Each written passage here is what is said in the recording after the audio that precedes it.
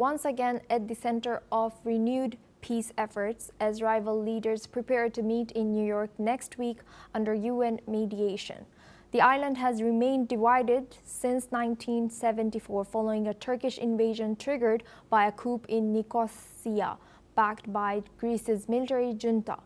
UN envoy Maria Angela Holgun met with both Cypriot President Nikos Christodoulides and Turkish Cypriot leader Ersin Tatar this week, urging them to focus on the island's future and prosperity. The talks, scheduled for July 16 and 17, will be hosted by UN Secretary General Antonio Guterres and aim to build on modest progress made in March, when both sides agreed on confidence-building steps like opening new crossing points and cooperating on solar energy and demining.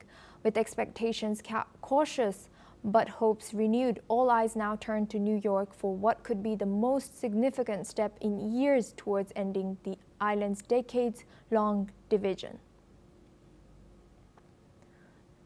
Now we're joined by our guest Martin Cypriot for this discussion. Martin, thank you for staying with us. Now, looking at Cyprus, there are two countries claiming that island. How can they move forward? What key challenges must these rival leaders overcome?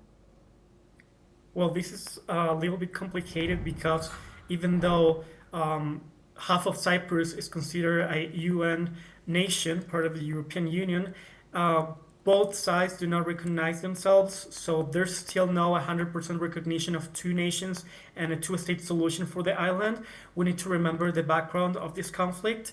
When Greece wanted to recognize Cyprus as part of Greece, the Turkish authorities sent people to save the interests of the Turkish population that they were living there.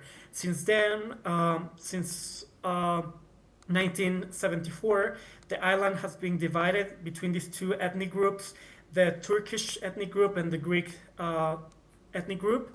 And basically what the UN is trying to do is trying to conciliate between these two nations in order to finally recognize these two states in one island, something that is a little bit difficult, but the UN is sending their delegates, in this case Maria Angela Holgun, for trying to conciliate between these two nations. And let's see what's going on.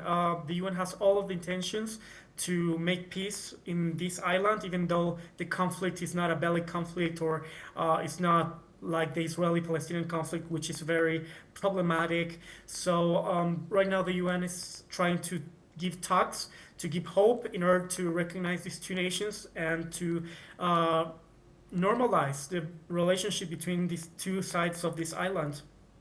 And can you please tell us how significant are confidence-building measures like opening crossing points and cooperating on demining and maybe energy bolstering in this particular region?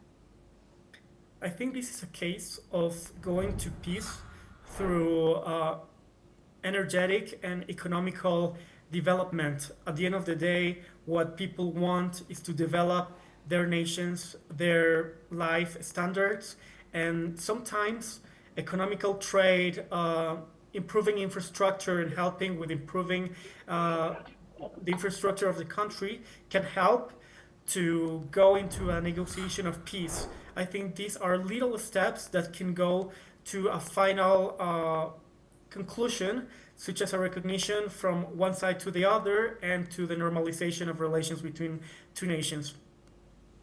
Thank you, Martin, for sharing that insight. You will stay with